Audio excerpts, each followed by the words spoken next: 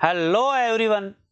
आज फिर toppers talk की इस क्रम में, इस कड़ी में मैं आपके सामने उपस्थित हूं राजू के साथ, नर्सिंग ऑफिसर एम्स गोरखपुर। तीन दोस्त, एक बैच डीएमएस में, तीन एम्स में। जैसा आपने सुना, बाबूलाल दिल्ली एम्स, इन्हीं के एक मित्र रतनलाल मेघवाल भोपाल एम्स, और ये स्वयं गोरखपुर एम्स नर्सिंग ऑफिसर के पद पर अभी वर्तमान में कार्यरत है। 2020 नोरसेट देने के बाद कोविड में ड्यूटी ज्वाइन करके वहां से फुर्सत जब मिली, तीनों दोस्तों का एक प्लान, डीएमएस परिवार के साथ एक दिन एक साथ जरूर टाइम स्पेंड करना और आप लोगों को प्रेरणा देना, पढ़ाई के लिए प्रेरित करते रहना, इनका ध्येय, इनका उद्देश्य, और वो आज ये पूरा करने आए हैं।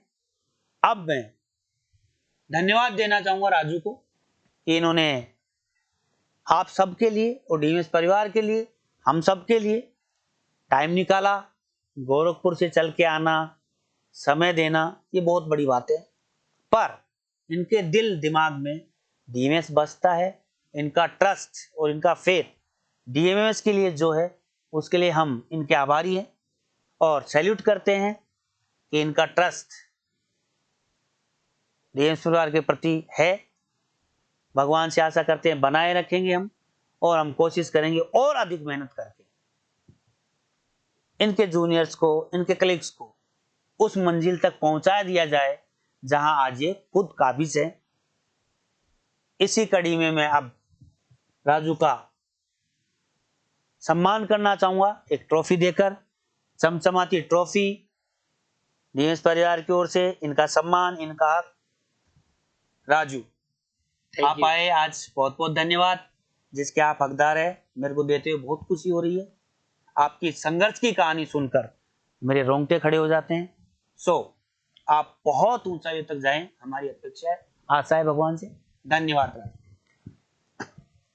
आपसे अब मैं पूछना चाहूंगा, आप इन बच्चों को बताइए, अपनी नर्सिंग कहां से की, कौन से सन में की, कौन सी कॉलेज से की, माता पिता क्या करते हैं, कैसे डीएमएस तक पहुंचे, और डीएमएस आने के बाद इस सफलता की यात्रा में कितने दुखद पल आए, कितना आपको संघर्ष करना पड़ा और आपने सफलता पाई, ये सब चीजें आप बच्चों को।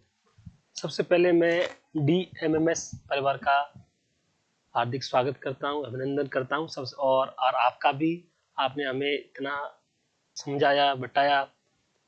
हम 2019 में आए थे, सबसे पहले आप ही से मुलाकात हुई थी। Thank you. और आपको देखते ही कुछ ऐसा लगा था कि सच में कुछ है। कोचिंग का तो नाम सुना ही था, कोचिंग तो बहुत ही अच्छी है, अभी भी है, पहले भी थी, और मैं तो हमेशा चाहता हूँ अच्छी रहे। यहाँ से जो बंदे निकल गए हैं आपको हर एम्स में मिल जाएंगे। तो डीएमएस का तो नाम ही नहीं, ये पूरी ब्रांड है एक तरह से। स्पेशल ये आपका विश्वास और ट्रस्ट है। जी सर, बिल्कुल विश्वास और ट्रस्ट। जिनसे भी सुना था हमने, हमारे जो गांव से 2 लोग थे, उन्होंने डीएमएफ से किया था, उन्होंने बताया मुझे कि ऐसा है, अगर आपको कोचिंग करनी है तो कहीं नहीं जाना है, आपको डीएमएमएस में ही जाना है। मैं आया, मैंने देखा, एक दिन मैंने वो लिया 500 रुपये फीस जमा करा के। जैसे ही मैंने डेमो लिया, मैं कायल हो गया। सही बताऊं, किसका था? मनमोहन सर का। मनमोहन सर का था, क्या बताएं। वो भी जी इतनी बढ़िया पढ़ाते हैं, मैं तो अभी तक उसको भूला नहीं, ना कभी भूल सकता। बाकी यही है, बस मैंने 2016 में पास आउट हुआ जीएनएम से, जो बाड़मेर गवर्नमेंट कॉलेज। जी बिल्कुल, जीएनएम किया था सर मैंने। अच्छी कॉलेज थी, बहुत अच्छे गुरुजन थे। आया, उसके बाद 2019 में कोचिंग में आए हम, मुलाकात हुई। कोचिंग में एक दिन पढ़ के मुझे ऐसा लगा, वहां तो क्या था, हम तो यहाँ पता नहीं इतना बढ़िया पढ़ाते हैं सर, क्या बताऊं, कायल हो गया सर, आप बताओ।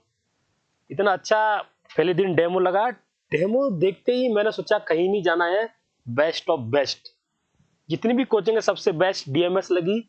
एंट्री फीस दी तुरंत, और पैसे मैंने उधार लेके दिए थे सर, आपको बताऊं, क्योंकि मैं भी मिडिल क्लास फैमिली से भी और ज्यादा ही, मेरे पिताजी मजदूरी करते हैं, और मैंने भी हॉस्पिटल में 2-3 साल काम किया, 2-2.5 साल, तो क्योंकि उसमें एक्सपीरियंस सही रहता है। काम किया, मेरे पिताजी मजदूरी करते थे। जब मैं उनके लिए खाना लेके जाता था तो वो ना, जो बनिए होते हैं उनकी दुकान पे काम करते थे, तो 50-60 किलो की बोरी उठाना ले जाना मैं रोज देखता था। पल्लेदारी जिसको बोलते पल्लेदारी, हाँ सर, बिल्कुल आपने सही कहा। हैं, मजदूरी तो बहुत हार्ड वर्क है। बहुत ही हार्ड वर्क था, सही बताऊं तो उनको देखता था तो मैं सोचता एक दिन मुझे इनकी पल्लेदारी हटानी है। जैसे ही मैं अगर काबिल हुआ तो मैंने कोशिश की, तैयारी की बढ़िया, और गेम में आके तो फिर आपको बताऊं ऐसा लगा अब तो नौकरी क्या है, नौकरी तो लगी जाएगी। पहला ही एम्स था, नॉर्सेट हुआ था। आपने जो सपने सोचे थे वो भगवान ने पूरे किए, आपकी मेहनत ने किए। तो क्या आपने पापा को फिर उस काम से हटाया? नौकरी? बिल्कुल सर, पहले काम मेरा यही था। मैंने पापा को हटाया, नौकरी लगती ही पापा को बताया, पापा आप बैठो, अब काम करने की जरूरत नहीं है। लेकिन बड़े बूढ़े ना मानते नहीं, फिर भी मैंने उनको खूब समझाया। मम्मी भी खेतों में जाती थी, दूसरों के काम करती थी। तो मेरा भाई भी है, मैं समझ सकता हूँ इन बातों को। मेरा भाई है, वो भी बहुत अच्छा है, उसने भी खूब सारी हेल्प की, पैसे उधार लेके दिए मेरे को। कोचिंग जब फीस जमा कराई उसी दिन मैंने कहा कैसे करके करो, फीस जमा हुई, कोचिंग करना आने लगे। पर सबसे बड़ी बात है ना, मैं आप बताऊं, मैंने एक दिन भी क्लास मिस नहीं की सर। कोचिंग में मतलब जिस आप दिन रेगुलर है? रेगुलर 1 मिनट मैंने मिस नहीं किया, मैं आपको बताऊं। और इसी का परिणाम था, मेरी रेगुलरिटी इतनी अच्छी थी कि इतने अच्छे से आराम से पास हुए और नौकरी लग गई। इस बीच मेरे पिताजी बीमार हुए थे, तो मुझे 1-1.5 महीने जाना पड़ा। वो 1.5 महीने अगर मेरी क्लास मिस हुई, नहीं तो मेरा जो रेलवे का, उसमें से बहुत सारा आया था आपने सर। कितनी एग्जाम्स अटेंड की? मैंने सर 3-4 ही एग्जाम दिए हैं, आपको बताऊं। कितनी सफलता मिली, कितनी बार ऐसा? देखो, मैंने सबसे पहले उसका दिया था बठिंडा एम्स का, उसमें मैं 1 नंबर से रहा था सर। फिर मैंने दिया ये रेलवे का, रेलवे में मैंने उधर चंडीगढ़ से भर दिया, तो चंडीगढ़ की मेरिट भी काफी गई थी, उस हिसाब से सीट थी, सीट भी कम थी, और इतनी पढ़ाई हुई नहीं, क्योंकि उसी टाइम मेरे पिताजी बीमार हुए। मैं चला गया उस पोर्शन में जहां मैं नहीं पढ़ा, उसमें लगभग 6-7 क्वेश्चन आए थे, तो वो मैं अटेंड नहीं करके आया था। फिर भी अच्छी रैंक आई थी, उसमें भी नहीं हुआ, कोई बात नहीं। नॉर्सेट आया, नॉर्सेट में मैं घर चला गया, क्योंकि पैसे इतने थे नहीं, तो वही 4,000-5,000 रुपये मिलते थे, उसमें पूरा कमरे का किराया, किताब वगैरह खरीदनी। मैंने ज्यादा गाइड भी नहीं पढ़ी सर, सही बताऊं तो मैंने कोचिंग के नोट्स के अलावा कुछ नहीं पढ़ा। कोचिंग के नोट्स इतने अच्छे हैं। मैं आपसे एक बात पूछना चाहूंगा, जैसे एक स्लोगन लिखते हैं, बच्चे भी बोलते हैं, student says DMMS is best, क्या ये ट्रूथ है? सर एकदम ट्रूथ नहीं, 100%, मैं इसको 200% लिख के, ये हमेशा रहेगा, आगे भी चलता रहेगा, ऐसे ही रहेगा। आपके ट्रस्ट और इस फेथ को मैं सैल्यूट करता हूँ। आपके संघर्ष की कहानी कंटिन्यू जारी रखिए। तो सर आए, आराम से एडमिशन लिया, उस टाइम मैं चला गया घर, और हमारा बैच सर ने एक हमारे बैच में कुछ बदमाश बच्चे थे, तो 1-1.5 महीने पहले हमको MBM बैच, लेकिन बैच 9-9.5 महीने चला था। हाँ, ज्यादा ही चला होगा सर। लेकिन मेरा तो कुछ ऐसा इश्यू था फैमिली का, तो मैं चला गया घर, क्योंकि मेरी बाल ब्याह में जब मैं छोटा था तभी शादी होगी, तो घर में इश्यू होते रहते हैं, तो मुझे जाना पड़ता था, लेकिन उसी टाइम जाता, वापिस आ जाता। अब आपसे मैं पूछना चाहूंगा, परिवार की जिम्मेदारी, नौकरी लगने का आपके ऊपर प्रेशर, पढ़ाई अलग से करनी, बाहर रहने का प्रेशर, तो इन सबको आपने कैसे हैंडल किया? सही, बहुत से बच्चे अब जो पढ़ रहे हैं उनमें कई है आप जैसे जो इन चीजों को फेस कर रहे हैं, तो उनके लिए आप 2 बातें बोल सकते हैं। देखो कैसे आपने इसको हैंडल? मैं बताऊं आपको, वो कहते हैं ना, आवश्यकता आविष्कार की जननी होती है, यही चीज है। मुझे लगा मेरे घर में मेरा भाई तो कमा रहा है, लेकिन वो अकेला कितना कमाएगा। पिताजी बड़े बूढ़े हो गए, 65 साल की उम्र होगी उनकी सर। मैंने सोचा अब मुझे भी कुछ करना होगा। मैंने इतने अच्छे से तैयारी की सर, इतने अच्छे से, एक भी क्लास मिस नहीं की, बस 1-1.5 महीने को छोड़ के, जो मेरे पिताजी बीमार हुए, वो भी मैं आके एक्स्ट्रा क्लास लेता था सर। आपसे भी मिला था और मनमोहन सर से मिला था, सर मैं ऐसा करता हूँ, मेरी जो क्लास मिस हो रखी है उनको मैं, तो सर ने कहा कोई बात नहीं बेटा, आराम से तू किसी बैच में जाके ले सकता है। वो मैंने क्लास सर पूरी की थी। उसके बाद जो पेपर हुआ रेलवे का, हाँ, सारी क्लास मैंने DMS में पढ़ाई का कोई पाबंदी थोड़ी ना। अरे सर पढ़ते जाओ पढ़ते जाओ पढ़ते जाओ, बस लेकिन शर्त एक है, नौकरी लग के जाओ। नौकरी सर डीएमएस में जो पढ़ेगा वो नौकरी लगेगा। मैं अभी इसको इस काम पे लिख देता हूँ, आपको बताऊं इतनी अच्छी फैकल्टी है, इतना अच्छा मोटिवेट, और यहाँ हर रोज मोटिवेट करता ही रहता है, कोई ना कोई आता है। क्योंकि कहीं भी जाओ, दिल्ली एम्स जाओ, भोपाल एम्स जाओ, गोरखपुर एम्स जाओ, इतने लोग बैठे हुए हैं, तो उनको देख के अपने आप ही लगता है कि यार हमको भी कुछ करना है, ये लोग कर सकते हैं तो हम क्यों नहीं कर सकते, हम भी कर सकते हैं। बहुत बहुत धन्यवाद। बहुत अच्छा था। एग्जाम का दिन था सर, सितंबर में एग्जाम था, मैं घर पे था और बेलदारी कर रहा था मैं, आपको बताऊं, क्योंकि कंडीशन इतनी खराब थी। तो मेरे दोस्तों ने कॉल किया, आजा भाई खर्चा वगैरह हम उठा लेंगे, तू तो बस आजा पढ़ने के लिए। मैंने कहा यार मेरे एक दो बच्चे हो गए थे सर, आपको बताऊं, उनको संभालना, बीवी को संभालना, मम्मी को। वही मैं पूछ रहा हूँ, कैसे आपने वो सब हैंडल किया है वो पता ही है, हाँ ताकि वो बच्चे प्रेरित रहें, प्रेरणा मिले और वो भी आगे बढ़े। हाँ सर, एक छोटा सा मोबाइल था जियो का, वो मेरी जेब में रहता था, वो मैंने खुद का काम करके 1200 रुपये का खरीदा था। उसमें यूट्यूब उस टाइम सर की क्लास चलती थी ऑनलाइन, जो नॉर्थ था ना उनके लिए, तो 4-4 घंटे के मैं काम करता था, वीडियो साथ में सुनता रहता, हमेशा लीड लगी रहती थी, क्योंकि सब कुछ पढ़ा हुआ था, बस मुझे रिकॉल चाहिए था, रिवाइज करना था। रिवाइज मेरा होता रहा, मैं काम करता रहा, पैसे भी कमाता रहा साथ में, और स्टडी मेरी चलती रही। रात को मैं गेहूं खेतों पे जो रखवाली करते हैं, गाय वगैरह आती है सर, आपको पता ही है, गाँव में खेतों में भी सोता था रात में, वहां एक टॉर्च रखी रहती, उसी मोबाइल की किताब रहती थी, और पढ़ता रहता था, पूरी रात हो जाती सर। मैं आपको बताऊं, उधर खेतों में गाय, तो गाय को निकालने जाना पड़ता था, फिर आके पढ़ना था, फिर सोना भी था, फिर रात सुबह आके बेलदारी पे भी जाना पड़ता था सर। तो नजदीक आ गया, मतलब 3-4 दिन रह गए, उस दिन भी मैं बेलदारी पे गया था। उस दिन बेलदारी करके आया, ठेकेदार से मैं पैसे लिया था, पैसे 600-700 रुपये। उस यहाँ आया, मेरा दोस्त है एक शशि कुमार, उसके पास रुका, वो बहुत अच्छा है, उससे खूब हेल्प की है मेरी जिंदगी में, और मेरे दोस्तों ने हमेशा हेल्प की सर। एक बात तो है सर, गुरुजन, माता पिता और दोस्त, अगर ये तीनों आपके सही मिल गए ना, मैं दावे से कह जीवन सकता हूँ बहुत कुछ उज्जवल हो जाए। उज्जवल है, उसको कोई रोक नहीं सकता, मतलब एक कायदे के इंसान आप बन जाएंगे, इतना है। बिल्कुल। दोस्तों की खानी, माता पिता, मैं सर देखो भगवान को मैं आज तक नहीं जानता, लेकिन जैसे आप बैठे ना गुरुजन, मैं शुरू से जब पढ़ा हूँ, वो मेरे गुरुजन है, मेरे भगवान है, मेरे माता पिता मेरे भगवान है। डेफिनेटली बेटा, आप ही नहीं सभी लोग मानते हैं माता पिता सबसे बड़े भगवान है, उसके बाद में गुरुजन है, उसके बाद में भगवान, हाँ जिसको हमने देखा नहीं पर हम श्रद्धावत उनको मानते हैं और मानना चाहिए। पर हमारे परम पूज्य सबसे सर्वोपरि जो भगवान है वो हमारे माता पिता, सही है, गुरुजन होते हैं। और अगर आपने आत्मिक रूप से ये सब चीज मान ली है, तो आपकी सफलता इस ब्रह्मांड में स्वयं भगवान भी नहीं रोक सकते सर। अरे आप, अगर आपके गुरुजनों का, आपके माता पिता का, आपका फैमिली का सपोर्ट है, तो 80% सफलता तो आपके हाथों में ही रहती है। बिल्कुल, मैं आपको बताऊं, सच है। 20% आपको एफर्ट करना होता है, और अच्छा गुरु जैसे कि आप हैं, हमको आते हमेशा क्लास में 4-5 दिन बाद आ जाते, हमेशा मोटिवेट करते रहते। वो किन्नी ट्रे वाली बात मुझे अभी भी याद रहती है आपकी, मैं कुछ नहीं मानता, आप अभी एक एएनएम से भी नीचे हो, उल्टी करेंगे साफ नहीं। लेकिन उस दिन हमको फील हुआ, लड़के जब सिलेक्शन होके आते हैं तो उनके लिए तालियां बजती हैं, सर उनको अच्छे से एक्सप्लेन करते हैं, पूरा बताते हैं। आज हम यहाँ आए हैं, हमको भी वैसा ही सम्मान मिला है। सच बताऊं तो इतना अच्छा लगा सर आज, कि हाँ हमने जो सोचा था वो कर दिया, और ये सब आपकी कृपा है, माता पिता की कृपा है, मेरे दोस्तों की बहुत ज्यादा कृपा है, और डीएमएस की तो इतनी कृपा है कि जो कुछ आज हम कर सकते हैं ना फैमिली के लिए, जो कर रहा हूं मैं, वो सब डीएमएस की वजह से ही है। उन्होंने मुझे नौकरी, आपका ट्रस्ट, आपकी मेहनत थी, गुरुजनों का साथ मिलकर, कंधे से कंधा मिला के आपने मेहनत की और सफलता प्राप्त की, और भगवान उस चीज को जरूर अच्छे परिणामों में तब्दील करता है। आपकी नेक नियति, आपके अच्छे दिल का इंसान होना बहुत अच्छी बात है। हाँ सर, दिल का इंसान होना बिल्कुल सही है।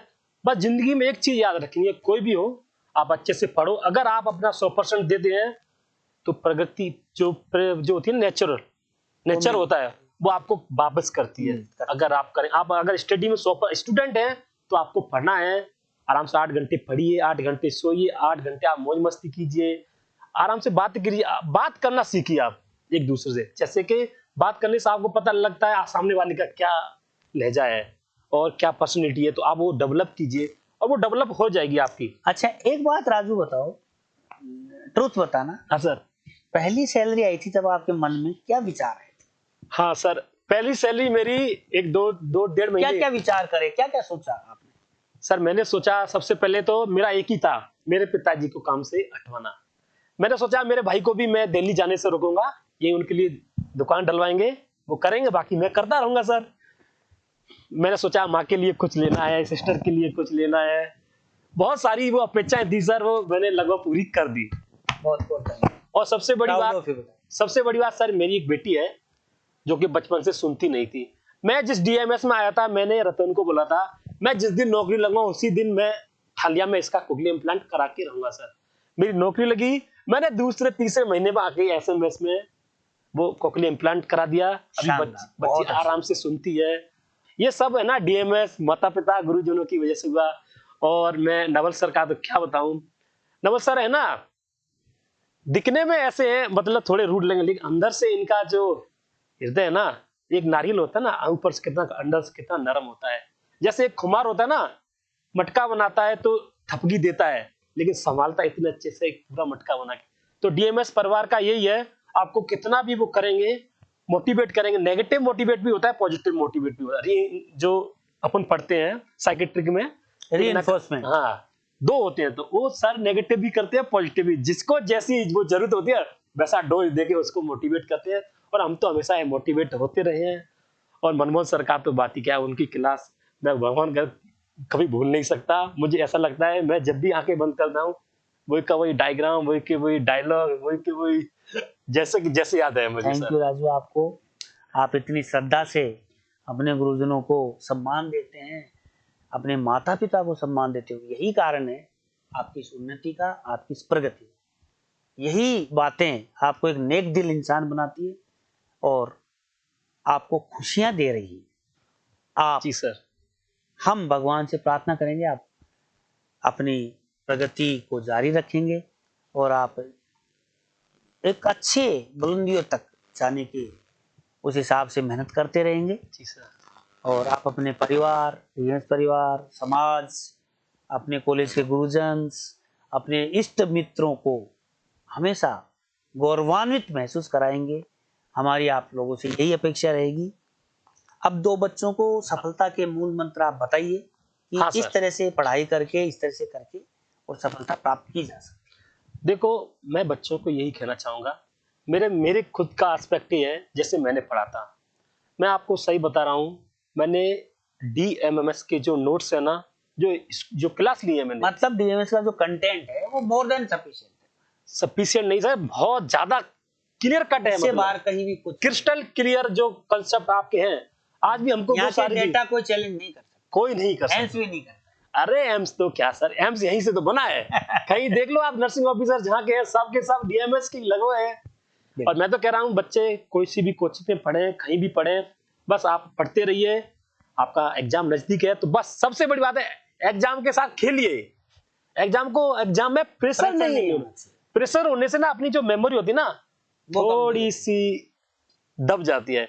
एक बार आप फील कर लेंगे ना कि मुझे एग्जाम के साथ खेलना है। मैं अपनी बताऊं सर, मैं 2 दिन पहले आया था, रुका, एग्जाम स्क्रीन बैठा, मेरे दोस्त ने बोला एग्जाम को तू ऐसे दे, एक बार एग्जाम के साथ खेल गया।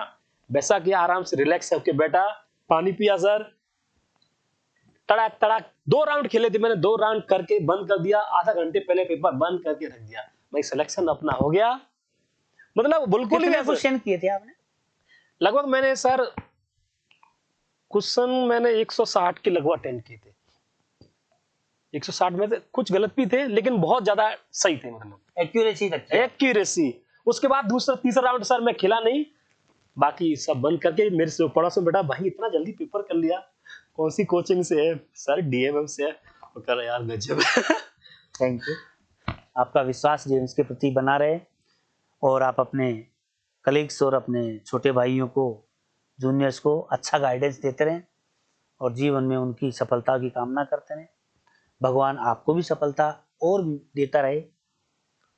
और कुछ आप अपनी तरफ से बोलना चाहें? मैं कह सकता हूँ सर कि एक बात और कहना चाहता हूँ, देखो जो पढ़ाई है वो पढ़ते रहिए, और भी कुछ चीजें हैं जो आपके वातावरण में होती है, उनको भी आपको सीखना जरूरी है। पढ़ाई के हिसाब से और व्यवहार के हिसाब से। व्यवहार अगर आपका अच्छा है और पढ़ाई अच्छी है तो आप एक नंबर के इंसान हैं दुनिया के अंदर। वो करते रहिए। आपका एग्जाम है, एग्जाम में आराम से आप पास होंगे, मैं गारंटी से दे रहा हूँ।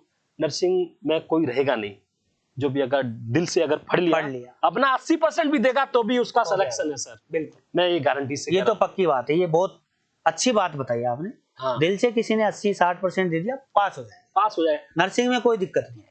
और ये क्या वो होशियार है, ये ऐसा कुछ नहीं। प्रैक्टिस मेन परफेक्ट, मतलब प्रैक्टिस आप करते रहिए। क्वेश्चन निकालिए, आपकी थ्योरी आपके पास है, क्वेश्चन करिए तो थ्योरी और क्वेश्चन दोनों मिलके इतना कंसेप्ट क्लियर हो जाता है। तो आपको जो क्वेश्चन आप डील करते हैं ना सर, आपको पता चलता है अरे इसका अंतर ये है, कंसेप्ट और थ्योरी। आपने जो थ्योरी पढ़ी और क्वेश्चन निकाले तो कंसेप्ट आपका बन जाता है, रैशनल जो होता है वो बन जाता है। क्वेश्चन आया आप तुरंत दिमाग में ट्रिगर होता है, अरे इसका तो ये है, अरे इसका तो ये है, ऐसा होता था सर। तो थ्योरी यहाँ की इतनी लाजवाब है और क्वेश्चन प्रैक्टिस आप घर पे करिए और एग्जाम एक महीने में तो आप कुछ भी कर सकते हैं। अच्छा, यहाँ के टेस्ट, क्लास ऑफलाइन, हाँ ये बात मैं भूल गया सर। और एग्जाम इनमें कितना कुछ पाते हैं? मैं तो कह रहा हूँ देखो, यहाँ के टेस्ट में अगर किसी की 50-60 भी रैंक आ गई ना, वो तो वो नोट शॉट कुछ नहीं उसके लिए। मैं खुद बताऊं, मैंने पहला टेस्ट दिया तो मेरी 10th में रैंक आई थी, 10वीं। उसके बाद दिया 21 आई तो मेरा 50 में ही रहता था सर। जब मैं घर गया तो उसके बाद 121 आई थी तो मैं थोड़ा डर गया, यार क्या हो गया ये। बाद में एक लास्ट हुआ था उसमें 21वीं आई थी तो मैंने कहा अपना सिलेक्शन, सर तो बोल दे जो 50 में है उसका सिलेक्शन है। तो पेपर दिया आराम से सर, हो गया, बिल्कुल कोई दिक्कत नहीं आई सर, बिल्कुल। अच्छा, गोरखपुर एम्स में आपके साथ कितने अपने डीएमएसएन हैं? मैं बताऊं, हमारे वहाँ 70 लगभग वो है एम्प्लॉय नर्सिंग ऑफिसर, उसमें से 30-40 के लगभग हमारे ही हैं डीएमएस से। बहुत है, सब राजस्थानी। अरे राजस्थानी और यूपी के दोनों भी डीएमएस। तो मैं तो कह रहा हूँ जहां देखते हैं कहां से भाई बातचीत हुई, डीएमएस डीएमएस डीएमएस डीएमएस। मैंने यार डीएमएस तो छाई हुआ है सर, कहीं भी चले जाओ, निमांस में चले जाओ, कहीं भी आपको मिल जाएंगे अपने मित्र। बहुत अच्छी बात है। राजू, आप यहाँ आए, अपने जूनियर्स को, अपने कलीग्स को, अपने मित्रों को आपने याद किया, समझाया, बताया, संघर्ष की कहानी बताई आपने। जिस मुकाम पे आज आप खड़े हैं उस मुकाम पे जाने के लिए आपने बहुत ही कड़ी मेहनत, तपती धूप में, बहुत ही कम संसाधनों के साथ प्राप्त किया है। एक बात और रहेगी सर, बस ये है कि देखो अपन आप अगर तुलना करेंगे ना एक नौकरी वाले आदमी की और एक बिना नौकरी वाले की, जब आपको कभी डिमोटिवेट हो ना तो बस आप तुलना कीजिए। आज अगर हम कोई बात कहते हैं ना तो हमारी बात की वैल्यू रखते हैं। बिल्कुल, इसीलिए आपके एक एक शब्द महत्वपूर्ण है, हाँ, इन बच्चों के लिए, और क्योंकि आप सफलता में अभ्यर्थी हैं। यस सर, लेकिन अगर सफलता चाहते हैं ना तो ये चीज आप तुलना कीजिए, मेरा टाइम कहाँ जा रहा है, मैं कितने घंटे बिता रहा हूँ किस में। आप सारी चीज करिए लाइफ में, लेकिन अपनी मेन चीज है ना, जब आप स्टूडेंट हैं तो आपका सारा फोकस लगभग ना पढ़ाई पे होना चाहिए। और अगर आप कभी डीमोटिवेट होते हैं तो कोई भी मोटिवेट वीडियो सुन सकते हैं। कोई बच्चा अगर जो सिलेक्शन होता है उसको, बाकी सबसे बढ़िया अगर आपको मोटिवेट होना अपने समाज में देखिए, एक नौकरी वाले की एक बिना नौकरी वाले की, आपको पता चले 4 आदमी बैठे होंगे तो नौकरी वाले की जो रेस्पेक्ट होती है ना वो बिना नौकरी वाले को नहीं मिलती। तो बस आपको कुछ नहीं करना है, पढ़ाई करते रहना है, डीएमएस के साथ हमेशा बने रहना है, विश्वास रखना है अपने ऊपर, फिर आपका एग्जाम आराम से क्लियर हो जाएगा। मेरी स्ट्रेटेजी तो यही थी और मेरा हो गया है। और आज मैं मिलने आया हूँ सर से, सर का आशीर्वाद लिया। सर का आशीर्वाद क्या है वो शुरू से ही रहा है। और राजू, आप आए, बहुत बहुत धन्यवाद आपको। आपने अपने परिवार, डीएमएस परिवार, अपने माता पिता, अपने गुरुजनों का सर फक्र से ऊंचा किया है। भगवान आपको इसके लिए और भी उन्नति प्रगति देता रहे, आपको खुशियां दे जीवन में। आप अपने जीवन को खुशहाल बनाए और जीवन को अच्छे कर्मों में समर्पित करें ताकि आप अपने इस जीवन को सफल बना सके। धन्यवाद।